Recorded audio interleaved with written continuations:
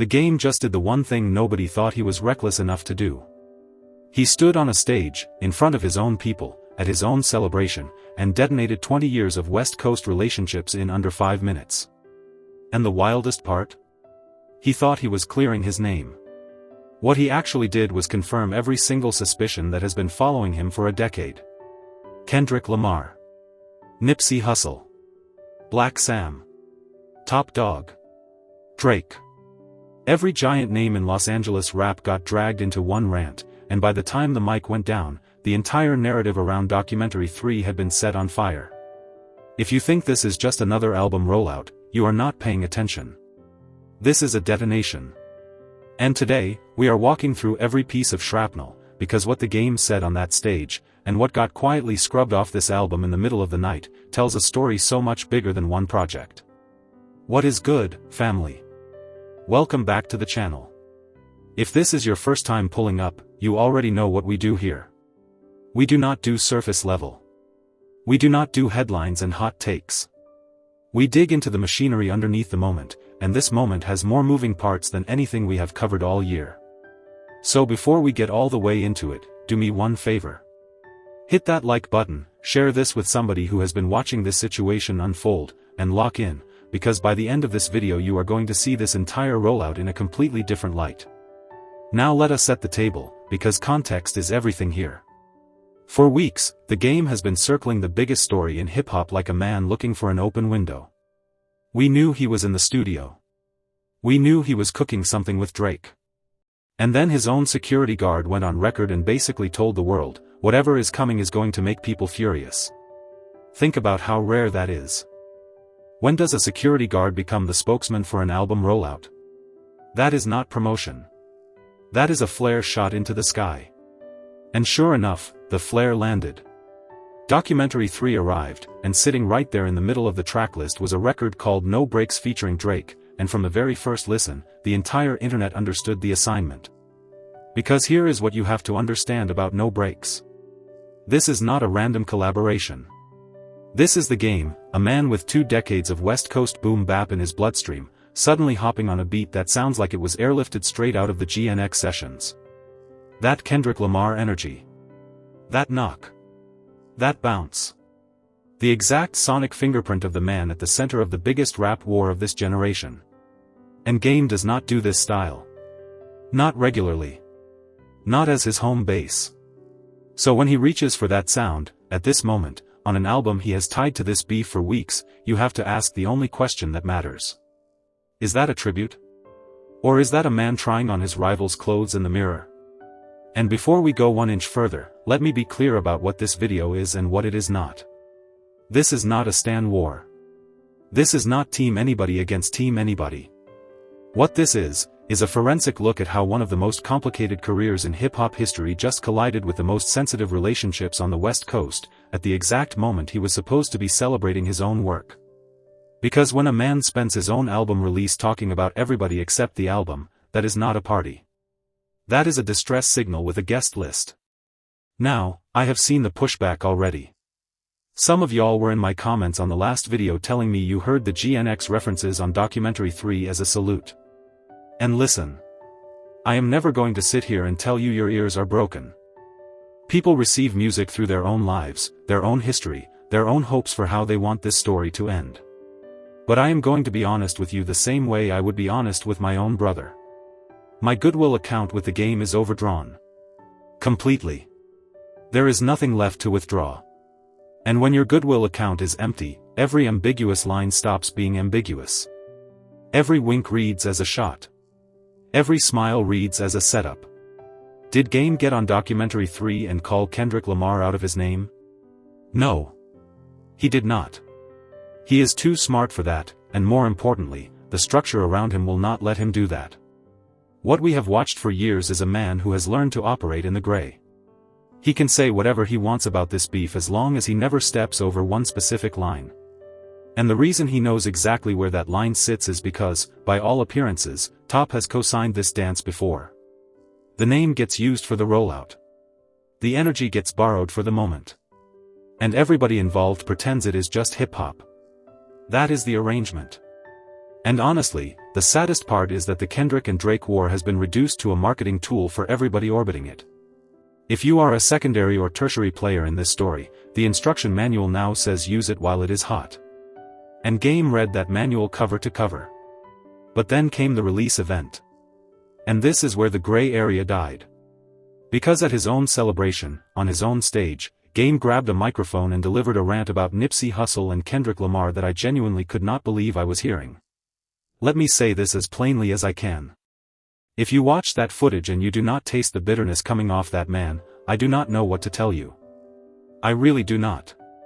And before anybody tries it, I am not running a campaign against Game. Game has been running a campaign against Game for 20 years. The man is one of the most gifted MCs the West Coast ever produced, and he has spent 2 decades being his own worst public relations disaster.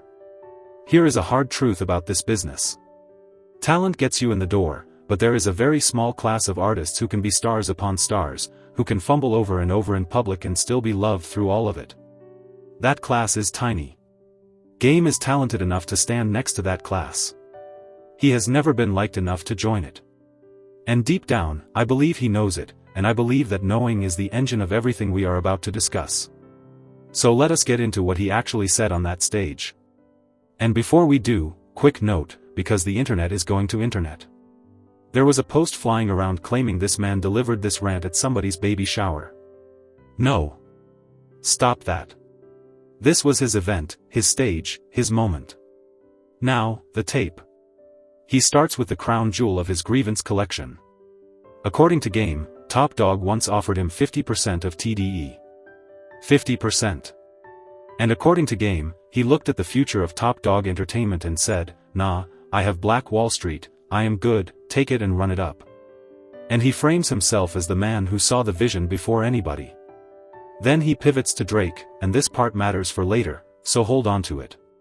He tells the room that when Drake came into the game, no pun intended, Drake adapted to him.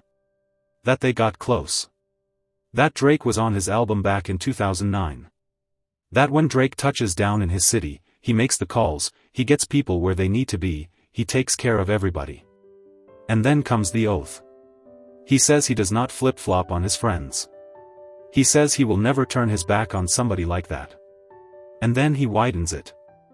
He says he helped usher Kendrick into this game, him and Top and all of them, and he does not want any of them feeling some kind of way about his decisions, because, in his words, he was real to them, he is real to Drake, he is real to everybody in that room.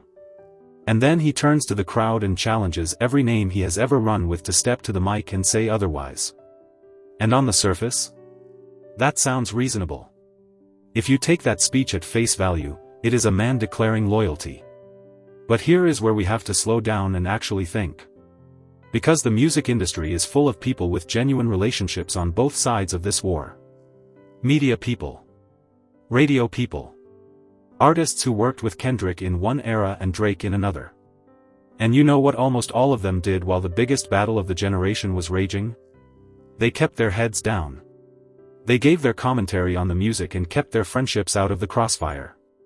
Neutrality was the industry-wide survival strategy. Everybody chose it.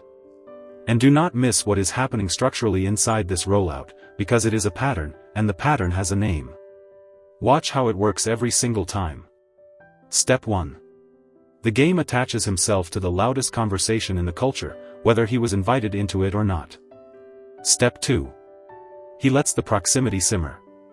He never confirms, he never denies, he just lets the culture do the marketing for him. Step 3. Somebody from his circle, and it is always somebody from his circle, lets a little gasoline slip near the fire. This time it was the security guard telling the world that people were going to be upset. Step 4. The product drops, and the product is engineered to be argued about. And step 5, the step we are living in right now, is the grievance tour, where he gets on stages and tells you how much he has done for everybody and how little anybody appreciates it. 5 steps. Same dance. Different decade. The only thing that changes is the name standing next to him in the headline. And this time, that name is Kendrick Lamar, the most protected name in the entire industry, which is exactly why the blast radius of this rollout is bigger than anything he has attempted before. Everybody except one man. Because when the battle was at its hottest, when Drake was swinging in every direction and calling it a 20 versus 1, when Rick Ross was taking his shots, who jumped out the window and started dissing Rick Ross? Game did. Voluntarily. Unprompted. He picked a side with his chest. Now here is the question that breaks the whole speech. In all these years, when has Game ever jumped out the window like that on behalf of Kendrick Lamar? Go ahead. I will wait. You cannot find it, because it does not exist. The passion only ever runs in one direction. And it gets deeper. During the battle, Game was out here telling people he felt like he was catching strays on Not Like Us. He heard shots in records that were not about him. Now ask yourself the obvious question. If you have been nothing but real to Kendrick Lamar since day one, if your conscience is spotless, why would you ever hear your name in the wind? Guilty consciences do not need to be addressed directly. They address themselves. And this is exactly why nobody can sell me the theory that documentary 3 is all love. Respectfully. You cannot listen to that tone on that stage and tell me this is a man at peace. A man who is genuinely all love does not need to do any of this. And let me tell you why the grievance itself is hollow even if you grant him every fact. This is the music industry. The people you came in with 15 years ago are not obligated to be your best friends 15 years later. Half the people you built with will not pick up the phone a decade down the line, and that is not betrayal, that is adulthood, that is business, that is life. If you kept your real circle, you rock with your real circle and you let the rest be what it is. Game has his circle. Drake happens to be in it. Fine. Nobody is mad at that. But do not stand on a stage and tell me the love on the other side is as strong as day one, because your own voice is betraying you in real time. And then he said the part that took this from bitterness into something uglier. Because he did not stop at Kendrick. He brought Black Sam into it. He told that room he caught flack from his own homies for taking Nipsey Hussle on tour. He reminded everybody what he did. And then he said he cannot get Black Sam on the phone, and he does not understand it. Let me translate what is actually happening there, because that is not confusion. That is a man who cannot comprehend that access to people is earned and can be revoked. Black Sam has not said one word about Game. Not one. That man is out here moving through the world carrying his brother's legacy with a dignity that most of us could never summon. And the response to that silence is to stand on a stage and publicly wonder why the phone does not ring? Come on, man. If Black Sam feels some kind of way, he has earned the right to feel it, and honestly, I can think of a few reasons off the top. This is the same Game who, in the immediate aftermath of Nipsey's passing, stepped into a version of that mantle in a way that made a whole lot of people deeply uncomfortable. People do not forget energy like that. Families especially do not forget it. Sometimes the reason the phone does not ring is the phone does not want to ring. And look, the people who know Game best have already told us how this story works. Glasses Malone, who was once signed to Black Wall Street, said it out loud months ago. Paraphrasing here, but the essence was, I disagree with Chike every single time, and it does not matter. What do you say to a man whose answer to being wrong is, yeah, I know, and I am doing it anyway? So the people around him have stopped correcting him. They let him be him, because he is still family in so many words. And that is the actual headline of this entire situation, so do not miss it. Game has achieved drunk uncle status on the West Coast. He shows up to the family function, he says whatever he wants, he knocks something over, he makes a scene at the worst possible moment, and everybody just sighs and keeps passing the potato salad, because he is going to be at the next one too. Nobody can stop him. Nobody tries anymore. But here is the part that matters. Kendrick Lamar is not at that table. Black Sam is not at that table. They have simply stopped attending the reunion. And that absence is driving the man crazy. Let me put a pin in something right here, because I know how the comments get, and I want to handle it before we go any deeper.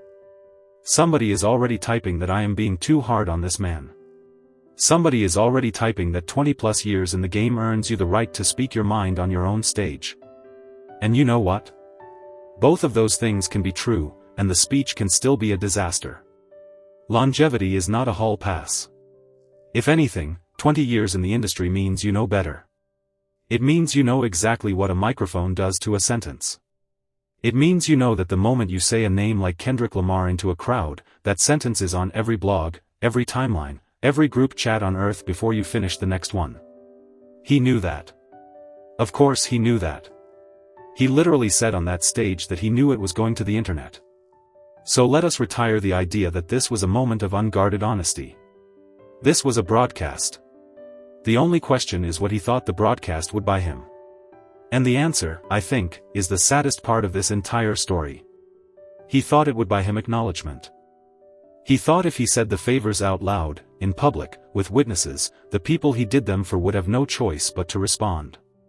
That is not a rant, family. That is a subpoena.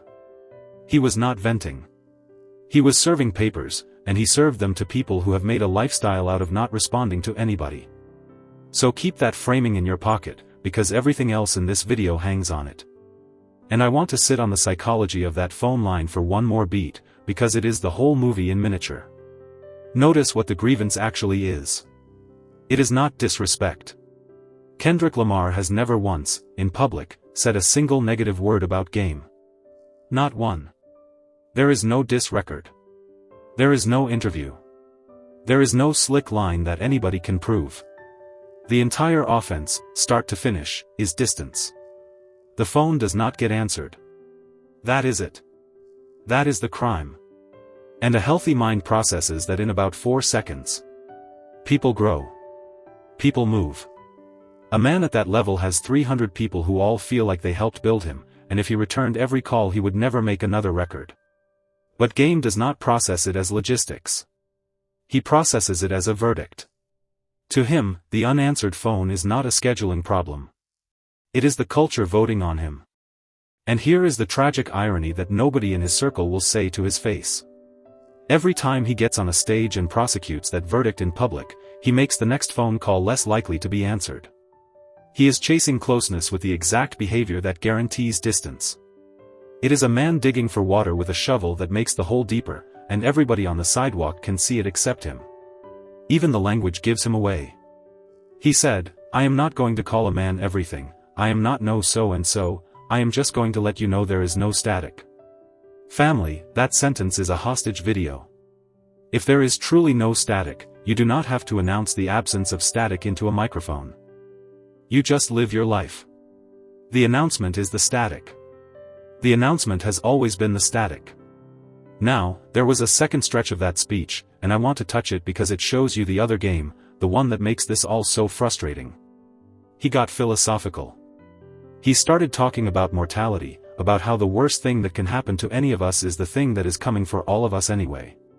He told that room that everybody in it is breathing, everybody's heart is beating, and nobody in that room is better than anybody outside of it. He said the problem is everybody thinks they are somebody, when we are all just human. And for a second, you are listening to that and you think, there he is. There is the introspective MC from 2005. And then he goes into the history lesson. He talks about how the first thing he said on the first documentary was a bridge-building gesture between sets, how he took flack from his own side for showing love across lines, how he always walked artists over to Dr. Dre himself and never signed a single one of them, never took a piece of anybody, never made his help transactional. He even addressed the Dr. Dre relationship, which he himself described with the word weird. His word. Not mine. And this is the part where I have to talk to y'all like family, because this is the Game paradox in its purest form. This is a man you want to extend grace to. I mean that. The resume is undeniable. The documentary went 5 times platinum. He arrived at the exact moment the West Coast was starving for new energy, and he carried an entire region on his back for a stretch. I will never take that away from him.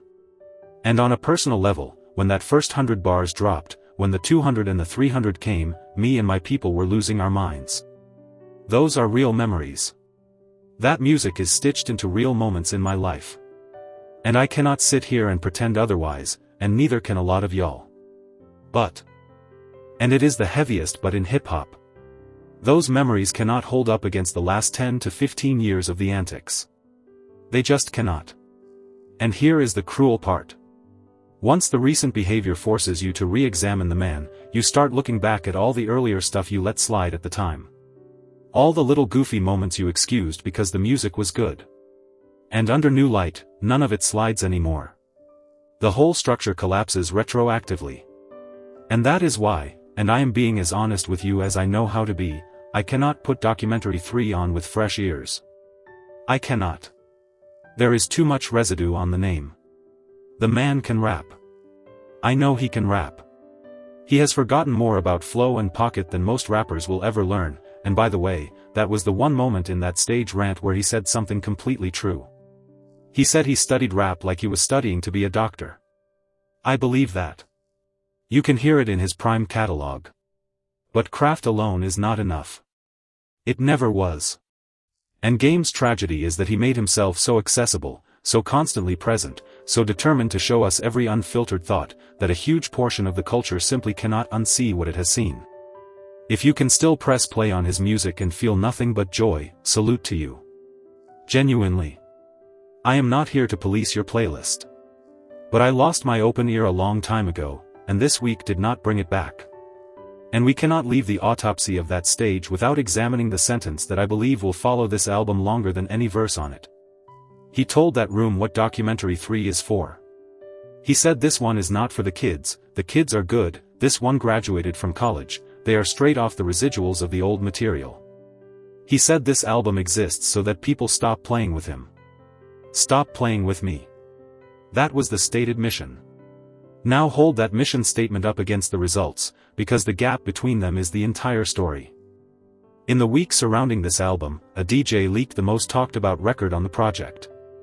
A featured artist removed himself after release. The manager crashed out on camera.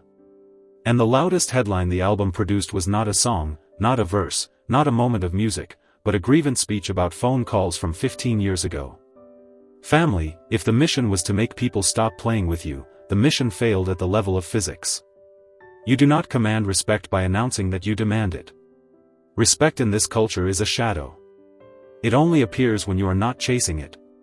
And then, almost as a footnote, he cracked a joke about the courts redirecting his residuals to somebody else, and the room laughed, and he moved on. But listen, a man does not joke about court-ordered redirection of his earnings at his own celebration unless the weight of it is sitting on his chest every single day. Gallows humor is still gallows humor. Every joke in that speech was a confession wearing a costume. And if you think the drama ends with the speech, oh, you have not heard the half of it. Because while everybody was distracted by the stage footage, something much quieter and much more telling happened with the album itself. A verse disappeared. In the dark. After the project was already out. And the name attached to that missing verse tells you exactly how the new West Coast is voting on this situation, with their feet. Because to understand why a verse vanished into the night, you have to rewind to the night everything spun off the rails. Thursday. The Drake record escapes into the wild through a DJ who, let us just say, does not exactly spin, and within hours the tracklist is everywhere. And I need you to picture what that tracklist looked like to the people on it. RJ Mr. LA, Lefty Gunplay. AZ Chike. A lineup stacked with artists who have real, current, breathing connections to the other side of this war. In the hours before release, being on that list was an honor. By sunrise, for at least one of them, it was a liability. That flip, from honor to liability in the span of one night, is the single most underreported part of this whole story. Because it means the people closest to the ground, the people with teams and lawyers and rollouts of their own, heard the same album you did and reached a conclusion that the loudest voices on the internet are still afraid to say out loud. They concluded that proximity to this project was a risk. Not an opportunity. A risk. And in this business, when young artists with everything to lose start treating your album like a burning building, that tells you more about the temperature than any rant on any stage ever could. Let us talk about AZ Chike. When the tracklist for Documentary 3 first surfaced, right after that DJ Who Shall Remain Spinnerless leaked the Drake record, Chike's name was on it. Alongside RJ Mr. LA, Lefty Gunplay, and a whole lineup of talent. And then the album actually dropped, Chike got eyes and ears on what the project really was, and almost immediately, machinery started moving to get his verse pulled. Gone. Vanished from the record like it was never there. Now, why does that matter so much? Pay attention, because this is the future of the West Coast making a decision in real time. AZ Chike is not just another name from the coast. Since his GNX moment, he has been one of the very few artists from this new wave who broke all the way out of the regional box. He is working with Pharrell. He is working with Tyler, the creator. And out of everybody attached to GNX, he was the one getting the call to come out and perform on that tour. That is a trajectory you protect with your life. And his management, the same management connected to the machine that helped put the pop out together, clearly agreed, because the second the energy around Documentary 3 revealed itself, they pulled the cord. No press release. No drama. Just an extraction. And the response from Games Camp told you everything. Wack 100 crashed out, as is tradition, and tried to flip the story. The new narrative was, we never really wanted him on there anyway, he is a nobody. Hold on. A nobody? Weeks earlier, this same camp was bragging about working on multiple records with him leading up to the album. You do not cut multiple records with a nobody. You do not put a nobody on your most anticipated project in years. That is not an assessment of AZ Chike's value. That is a man standing in the rain telling you it is sunny. And then it got even stranger, because the song Chike was pulled from suddenly reappeared with a different lineup, and Wack jumped back in to say he had told Game to put that replacement on the record from the beginning, and that, quote, the real version is going up. The real version. Family, when your album rollout requires revisionist history about the album that is already out, the rollout is not a rollout anymore. It is a cleanup operation. Now let us give the crash out its own autopsy, because it is genuinely instructive. There is a very specific playbook that gets run every time somebody distances themselves from this camp, and if you have watched it once, you have watched it 100 times. Step 1. Deny the person mattered. Step 2. Claim the separation was your idea. Step 3. Promise that the real version, the better version, the version you meant to release, is coming soon. It is the romantic breakup defense applied to album credits. You cannot fire me, I quit. You did not leave, I was going to delete you anyway. And look, on some level, I get it. You cannot let the narrative be that artists are fleeing your project, so you flip it. But here is what the flip actually confirms. It confirms that the departure was significant enough to require a response. Nobody runs the breakup defense over somebody who truly does not matter. You do not hold a press conference about a stranger. And meanwhile, on the other side of the equation, look at how the young man's camp handled it. No statement. No subliminals. No Instagram essays at 3 in the morning. Just a quiet, professional extraction, executed so smoothly that half the fanbase still does not know it happened. One side screamed into a microphone. The other side made a phone call. And that contrast, right there, is the entire generational divide in one snapshot. Volume versus strategy. Reaction versus positioning. The old way versus the new way. And the new way is winning so convincingly that the old way has to stand on stages demanding to be acknowledged. So now let us put the whole picture on the wall, because this is what we actually learned this week. We learned that Game built the loudest moment of his album campaign on the back of a beef that does not involve him. We learned that his definition of loyalty runs on a one-way street, loud for one side, silent for the other. We learned that he is keeping receipts on favors from 15 years ago and genuinely cannot understand why nobody is cashing them. We learned that he still cannot get those phone calls returned, and that it eats at him enough to say it into a microphone in front of a crowd. And we learned that the new generation of Los Angeles talent looked at all of it, did the math on their own futures, and quietly walked out the door. The old guard will not return his calls. The new guard will not stay on his records. And the man in the middle is standing on a stage asking a room full of his own people to confirm he has been real. That is not a victory lap. That is a man auditing his own legacy in public. So where does this go from here? I will give you 3 predictions, and I want you to screenshot this and hold me to every one of them. Prediction 1. Nothing. And I mean that literally. The people whose names were taken onto that stage will respond with the most devastating weapon in their entire arsenal, which is silence. No response record. No interview. No subs. Silence is the policy, silence has always been the policy, and every day of silence makes the speech smaller. Prediction 2. The rewrites will continue. Watch the track list. Watch the credits. Watch which names quietly change positions over the next month, because the story of this album is now being edited in real time, and albums that get edited in real time are albums that somebody is nervous about. And prediction 3, the one I am most confident about. He will address this again. On a live stream, on a podcast, on another stage. Because the one thing this entire saga has proven, beyond any doubt, is that silence from the other side does not close the wound. It only schedules the next speech. And when that speech comes, we will be right here to break it down line by line. Now I want to hear from y'all, and I mean it, because this is where the conversation gets real. Number 1. Is the TDE story a flex or a confession? When a man tells you he turned down 50% of the label that became TDE, does that raise his stock in your eyes, or does it tell you he has been measuring himself against that building ever since? Number 2. Was AZ Chike right to pull the verse, or is removing yourself from a released album a line you do not cross once the music is out? I have seen y'all argue both sides of this and both sides make noise. And number 3, the big one. Rank them. Talent versus likability. Is Game the most talented rapper in history whose personality cost him the most, or does somebody else hold that crown? Get in the comments. I read them. And if you rock with how we break this down, subscribe, hit the bell, and share this with one person who has been following this saga since the battle started. Because here is the thing nobody wants to say out loud. The Game story was never really about Kendrick Lamar. It was never about Drake, or Top, or Black Sam, or a phone that does not ring. It is about a man who gave the West Coast one of its greatest albums, who stood at the top of the world at 25 years old, and who has spent every year since trying to make the world look at him the way it did in 2005. And the tragedy is that the talent never left. That is still in there. You heard it yourself when he talked about studying this craft like medicine. But the culture does not grade on talent alone.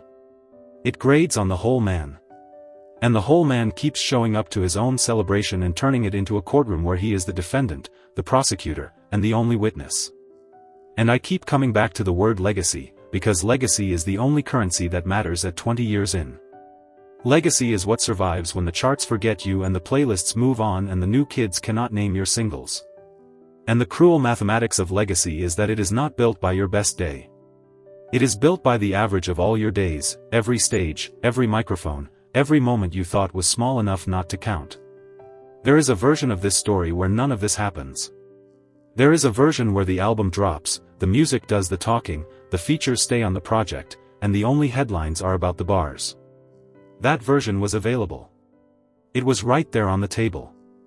All it required was the one thing that has always been the hardest thing, which is letting the work be enough.